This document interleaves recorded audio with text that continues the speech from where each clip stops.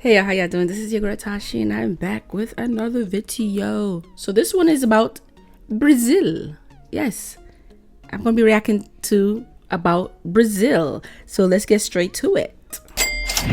The flag of Brazil has a green field with a yellow rhombus in the middle and a blue disc in the center with 27 stars scattered throughout the disc and the country's motto depicted on a white band sprawled across the blue disc. Some people might tell you that the green represents forests and yellow represents gold, but yeah, that's not really true. The green and yellow are actually inspired from the former imperial flag of Brazil, which was derived from two royal households, the green representing the House of Braganza for King Dom Pedro I, and the yellow for the House of Habsburg that his wife Maria Leopoldina came from. The blue disc and the stars are what make up the most fun part of this flag. Each star represents one of the 27 states of Brazil. Furthermore, they are all separated into 9 different constellations that you can typically see in the southern hemisphere. Straddling across the blue disc is a banner with the country's motto, Ordem e Progresso, which means order and progress. A flag with stars representing each state in the country. Ah, Brazil, I think there's some people that can gel well with that.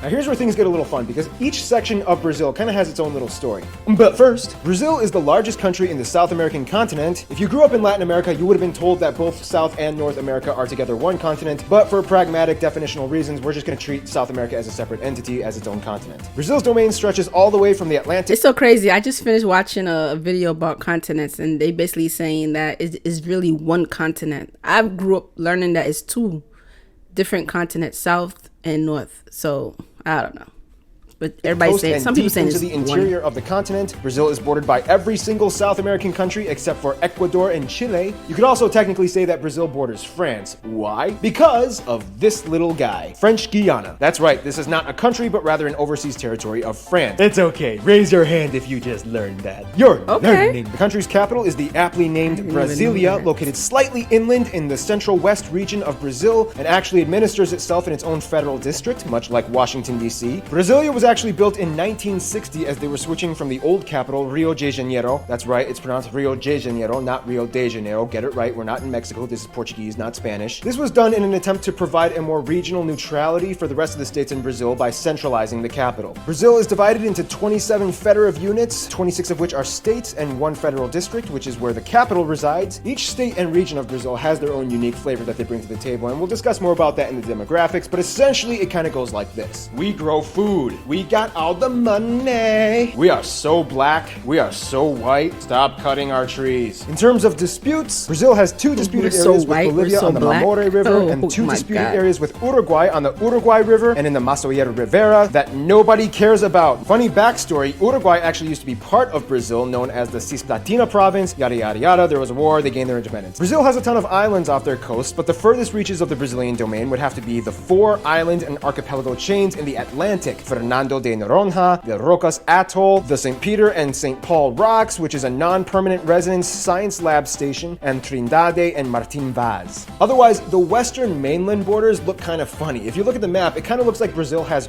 river Tourette syndrome, in which they have a lot of half rivers, but then they jump onto the next adjacent river, which is like a couple hundred kilometers away. It's like, I'll take part of the Rio Acre, but then, I'll cut through and make my way over to the Rio Puros. I'll take the Rio Santa Rosa, but then, I'll jump over to Rio Breu. This all has to do with centuries of disputes with the former empires, and today you have this massive piece of sovereign complexity. And that's just the borders. Wait till you see what's inside the borders.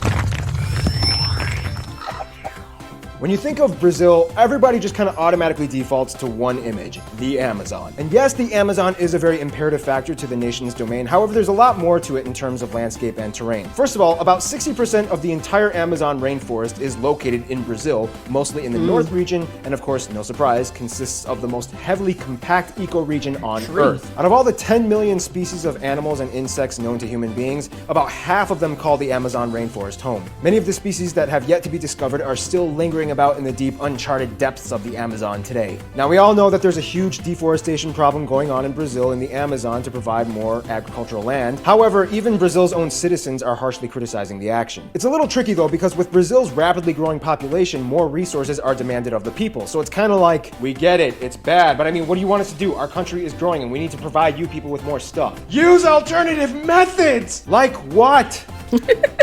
We're working on it. Otherwise, outside of the Amazon, I mean, there is a lot of people, like, especially today, because this is an old video, but the population in some of these countries is so over like populated. So many people are moving into different countries, and it's so I don't know how much resource we have, but it's the fact that you got to take care of everybody, not just the people that born and raised there, but other people that's coming to the country. That's a lot. The rest of the country has a vast array of contrasting scenery, almost equally as fascinating. Along the coast, you have the Mata Atlantica, or the Atlantic Forest, the Cerrado, or the tropical savannas in the center. This is also the area where most farms and ranches can be found. Also, keep in mind, Brazil is one of the top countries in meat production and exports. In the south, you have the Araucaria, or the pine evergreen forests. In the north, you have the small mountains, especially close to the border of Venezuela, in which you can find one of the most notable natural landmarks being the tri-point border between Venezuela, Guyana, and Brazil, Mount Roraima, even though Brazil only owns about 5% of the mountain. But still, it counts. Roraima is one of the strangest looking... Brazil only owns 5% of the mountains? Wow. Flat-top plateau mountains with vertical cliffs almost perpendicular to the ground, earning it the label as one of the hardest mountains to climb. Fun side note, Mount Roraima was one of the areas that inspired the scenery for the Pixar movie Up, which is a great... I love that movie. If y'all never seen that movie, you need to go and watch it. Trust me, you're going to love it. Remember, I recommend you to go watch that movie. Watch it. Love that movie. I probably watch it like 3 times. I think, yeah, 3 times. Love it. Great movie. By the way, go ahead, watch it. And with that said, Pixar and Disney, you can't sue me for copyright infringement rights for using a clip of your movie in my corner box here, because in accordance with fair use limitation rights, I commented and gave a critique on your material.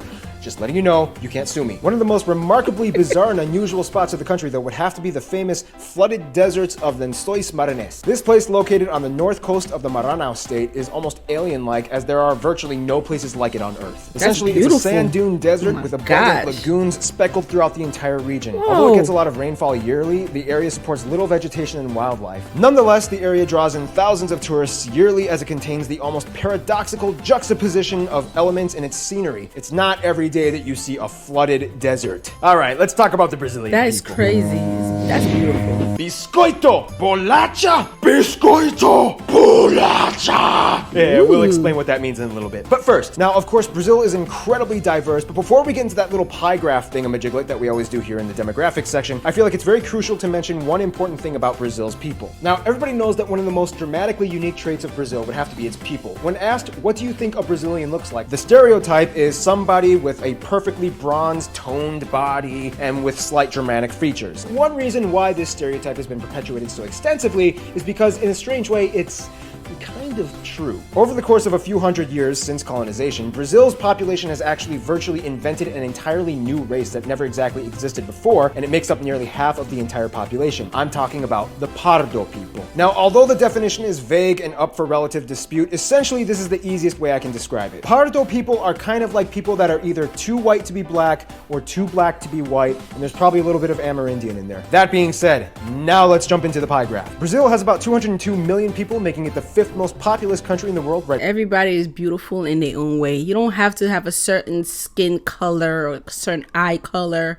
Everyone is beautiful in their own way. Oh my gosh. Can we stop doing that? Indonesia, about 47% of the people identify as white, about 43% identify as Pardo, about 8% are black, 1.5 Asian, and a very small portion, about 0.5% of the population, are Amerindian. Speaking of Asians, at about 1.5 million strong, Brazil is actually the country with the largest Japanese population outside of Japan, about 70% of whom live in the city of Sao Paulo. Asians have actually historically been migrating to Brazil for centuries. In terms of socio-regional distinctions, Brazil has quite the buffet of ethnic enclaves. For one, you can typically find more black people in the north, and especially in the Bahia state, where they make up over half of the entire population. This is also the area where you can disputably find some of the best capoeira masters in the world, as it is believed to have originated in this area. In the south, and more specifically in the Rio Grande do Sul state, you have one of the largest white populations in the entire country, with immigrants coming from places like Germany, Italy, and the Netherlands. In fact, many of these places have remained relatively untouched by the rest of Brazil, and many of the communities still retain the mother language of the country the members of the community came from. Oh, and there's a joke in Brazil that nobody has met anybody from the state of Acre. It's so far and secluded that you may as well just call it North Bolivia. It's mine, Brazil! No, too bad. We won it in the war. It's still ours. Deal with it. And of course, you have the various native tribal groups. There are about 240 tribes that a little over 900,000 people claim to be a part of ethnically. The government has recognized 690 territories and reservations for these various people groups that make up about 13% of the entire country's landmass, nearly all of it localized in the Amazon rainforest. Brazil's governmental agency for tribal peoples has a list of about 80 uncontacted tribal groups that deliberately choose to remain disconnected from the rest of the world. The governmental agency speculates that there are still many unnamed...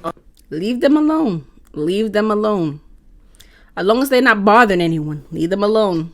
Undiscovered tribes currently living in the vast uncharted forests of the Amazon. Culture-wise, it really depends on where you are in Brazil, but everybody knows that Brazil kind of has a very vibrant way that they carry themselves out to the rest of the world. The center of culture disputably being Rio de Janeiro, and the economic capital being Sao Paulo. Most of the population lives within driving distance of the coasts, so there is in a sense a prevalent beach culture, especially for the people on the east side of the country. Not everybody in Brazil loves soccer. In fact, many places prefer basketball, and skateboarding has actually been a huge thing that's been exploding over the past few years. And no, not everybody has been to a carnival. Oh, and another thing, there's currently a war going on in Brazil. It's been very brutal. It's been going on for decades, and it's getting quite intense right now. I'm talking about the cookie war. In Brazil, people will ridicule you if you pronounce the word for cookie differently from them, and especially it's a whole Rio versus Sao Paulo thing. People in Sao Paulo will call it bolacha, and the people in Rio will call it biscoito. This conflict has led to the violence and deaths, leading in the victimization of people caught in the crossfire, and you almost fell for it, didn't you? Now